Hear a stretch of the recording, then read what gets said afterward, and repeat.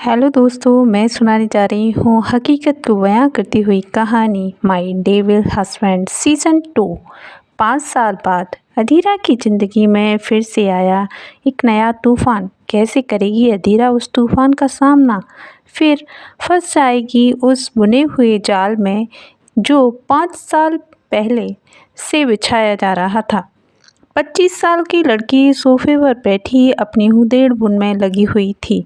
तभी दरवाज़ा खुलने की आवाज़ आई। दरवाज़ा खुला। अधीरा के कानों में चरर की आवाज़ दौड़ी तो वो अपने ध्यान से बाहर आई और बड़ी-बड़ी आँखों से दरवाजे की ओर देखने लगी।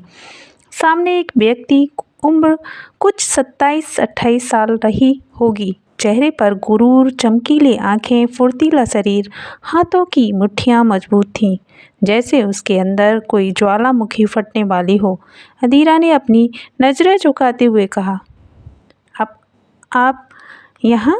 आपको तो इस वक्त ऑफिस में होना चाहिए।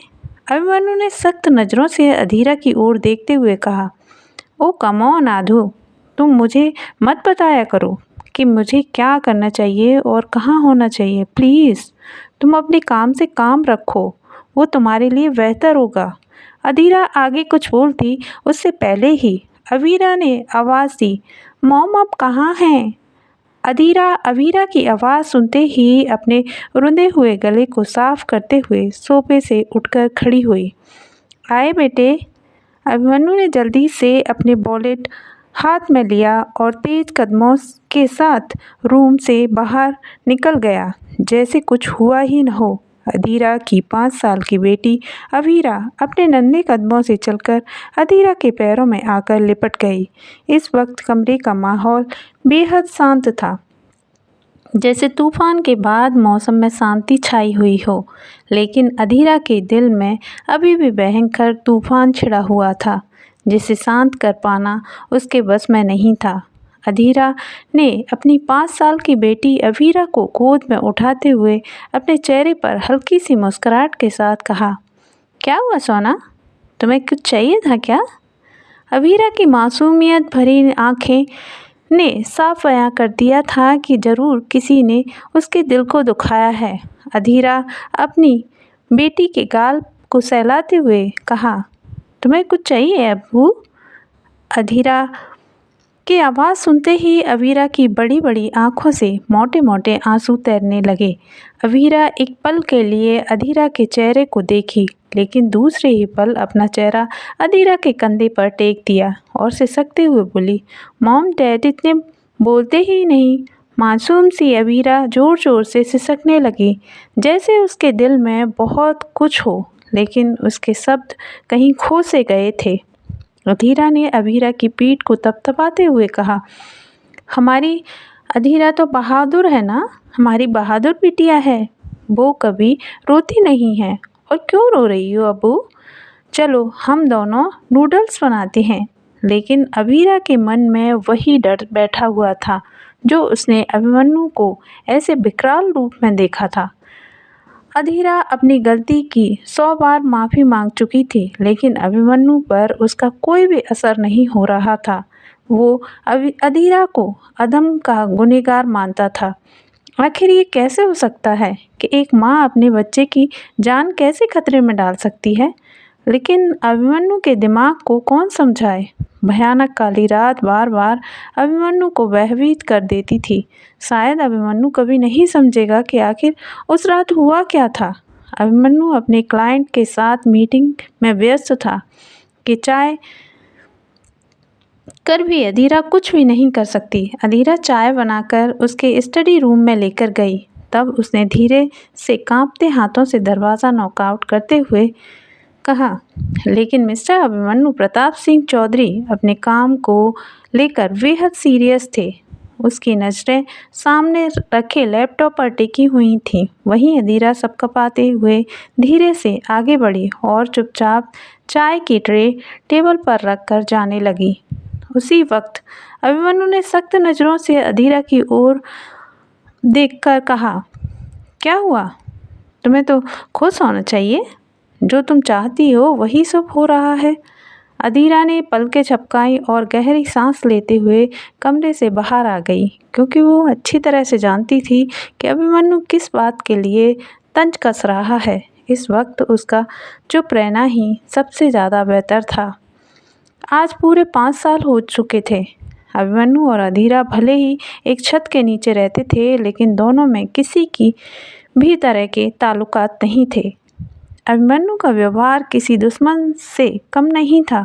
वहीं हवेली में कल्याणी जी और पूरे परिवार के साथ रह रही थीं, लेकिन उन्होंने कभी भी नहीं सोचा था कि अधम की इस हालत का गुनहगार अभिमन्यु अधीरा को ठहराएगा। वो अधम के लिए उदास जरूर थी, लेकिन कहीं न कहीं अभिमन्यु और अधीरा के रिश्ते को लेकर खुश भी नहीं थी। दोनों एक दूसरे के साथ खुश तो होंगे, पता नहीं वहाँ क्या चल रहा होगा। कल्याणी जी के मन में 1000 सवाल उठ रहे थे, लेकिन हम सोचते हैं वैसा होता कहाँ है। कल्याणी जी जहाँ अभिमन्यु के लिए खुश थीं, वहीं अभिमन्यु और अधीरा बहुत ही परेशान थे। ये घटिया चाल तनीषा गोयनका व रुद्र का सहारा लेकर अभिमन्यु से उसका सब कुछ छीनना चाहती थी। व्हाइट हाउस ताजमहल की तरह चमचमा रहा था। उसकी खूबसूरती देखकर हर किसी की नज़र उस पर चली जाती थी, लेकिन कहते हैं ना, सुंदर महल की दीवारें अक्सर खोखली होती हैं। वही हाल था व्हाइट हाउस का। अभिमन्यु और अधीरा के रिश्ते का जितनी व्हाइट हाउस देखने में सुंदर था, उतने ही गहरे उसमें राज दफन थे। लेकिन वक्त के आगे किसी का जोर नहीं चलता। अभिमन्यु गुमसुम अपने कमरे में बैठकर अधम के बारे में सोच ही रहा था, तो वहीं अधीरा अपनी मासूम सी बच्ची अभीरा को लेकर उसे सुलाने की कोशिश में लगी हुई थी। एक तरफ अभिमन्यु का प्यार था, तो दूसरी ओर गुस्सा, जो कि तबाही मचा सकता था। अधीरा अपना सारा वक्त अभीरा में निकाल देती ताकि उसे अपने बेटे की याद कम आए, क्योंकि अधीरा को समझने वाला कोई भी नहीं था, दादी के सिवाय। वहीं अभिमन्यु गहरी सांस लेते हुए अपने बिस्तर पर आंखें बंद कर लेट चुका था।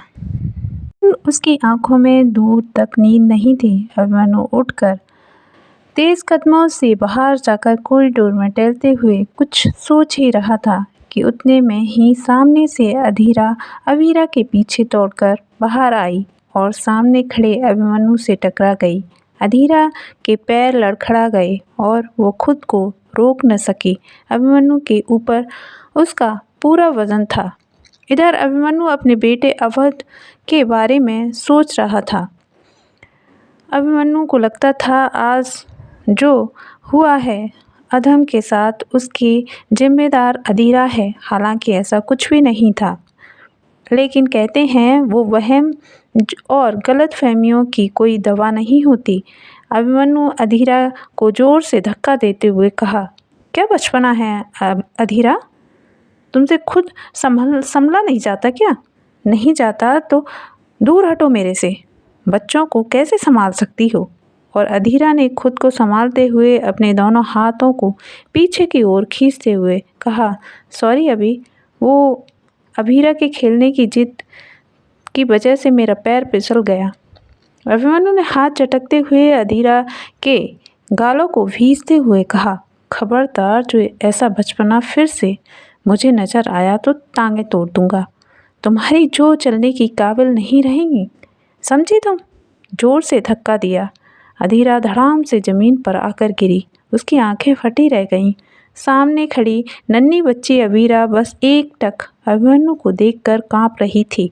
अभिमन्यु, पता नहीं तुम दोनों ने मुझे जीना दुश्वार कर दिया है। कब छुटकारा मिलेगा तुम दोनों से? तेज कदमों से बाहर गया और अपनी गाड़ी में बैठते हुए ड्राइवर मनोज को ऑर्डर दिया, गाड़ी हॉस्पिटल में ले चलो। मनोज ने अभिमन्यु की भारी भरकम आवाज़ सुनी तो सब कपाते हुए धीमी आवाज़ में बोला, जी सर। मनोज ने गाड़ी स्टार्ट की और तेज रफ्तार से सड़क पर दौड़ा दी। अभिमन्यु कभी खिड़की से बाहर की ओर झांकता तो कभी अपनी कलाई पर बंधी घड़ी को देखता। उसके मन में बार बार क्लब वाली लड़कियों के ख्याल आ रहे थे। अभिमन्यु बार बार सोच रहा था, पता नहीं क्यों क्लब वाली लड़की मेरे दिलो दिमाग पर छा गई है। ऐसा क्या है उस लड़की में जो मेरी आंखों के सामने बार बार आ रही है? अभिमन्यु गहरी सांस खींचते हुए खुद को शांत करने की कोशिश करते हुए बोला। मनोज, तुम हमें हॉस्पिटल छोड़कर मिस्टर बजाज के पेंट हाउस चले जाना। वहाँ से कुछ ज़रूरी सामान लिख कर आना है। मनोज ने अपनी नज़रें सामने लगे शीशे पर डाली और अभिमन्यु का गुस्से से भरा चेहरा देखकर बोला, जी सर, हम चले जाएंगे, लेकिन आज अधीरा मैम साहब को शॉपिंग के लिए जाना था। अभिमन्यु ने सख्त नज़रों से मनोज की ओर देखते हुए कहा, आजकल तुम अपनी मन मर्जियाँ चलाने लगे हो। लगता है तुम्हें अपना काम प्यारा नहीं है मनोज। मनोज ने अभिमन्यु की भारी भरकम शब्दों को सुना तो उसकी जुबान पर ताला लग गया। हकलाते हुए शब्दों से बोला, माफ़ कीजिए सर, हम तो बस आपको बता रहे थे। अभिमन्यु आगे कुछ बोलता उससे पहले ही गाड़ी सिटी हॉस्पिटल के सामने आकर रुकी। मुंबई का सिटी हॉस्पिटल को देखते ही अभिमन्यु की आंखें फिर से वही सैलाव में उमड़ पड़ा जो 5 साल पहले उमड़ा हुआ था।